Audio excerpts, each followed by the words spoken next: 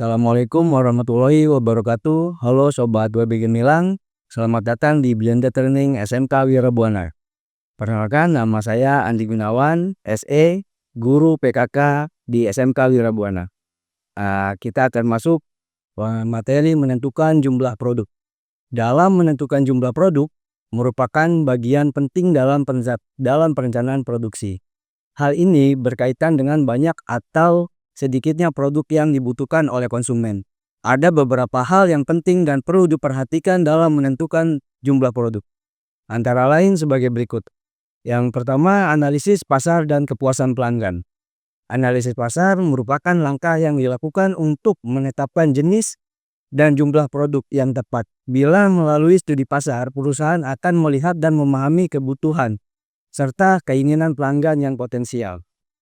Yang kedua, jenis produk. Jenis produk yang akan dibuat juga menjadi suatu aspek yang menentukan jumlah produk.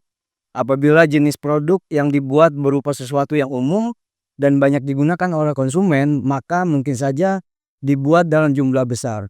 Namun, apabila jenis produk yang hanya dapat digunakan di kalangan tertentu, jumlah produk disesuaikan dengan kebutuhan. Yang ketiga, efisiensi produk dan pengelolaan persediaan. Efisiensi produksi dan pengelolaan persediaan berhubungan dengan kemampuan perusahaan dalam membuat sejumlah produk dalam batas waktu tertentu. Jadi, hal ini penting untuk menyeimbangkan antara permintaan pasar dan kapasitas produksi yang dilakukan. Hal ini gunanya untuk mengurangi dampak negatif yang mungkin terjadi, seperti kelebihan persediaan produk atau kekurangan produk yang harus dibuat. Yang keempat, evaluasi dan pengembangan produk lama.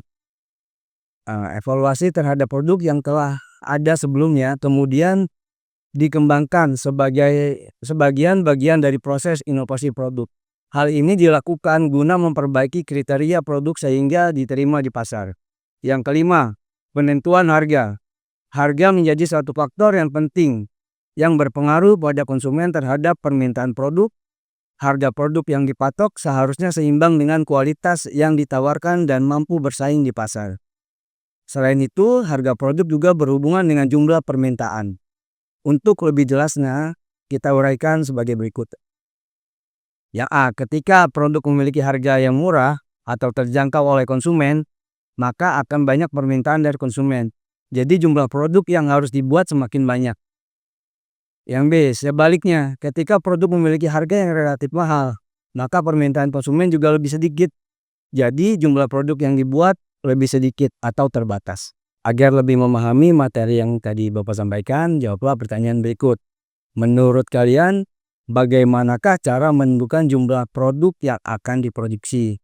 Hal yang penting dan perlu diperhatikan dalam menentukan jumlah produk ialah yang pertama, A, analisis pasar dan kepuasan pelanggan. Yang B, jenis produk. Yang C, efisiensi produk dan pengelolaan persediaan.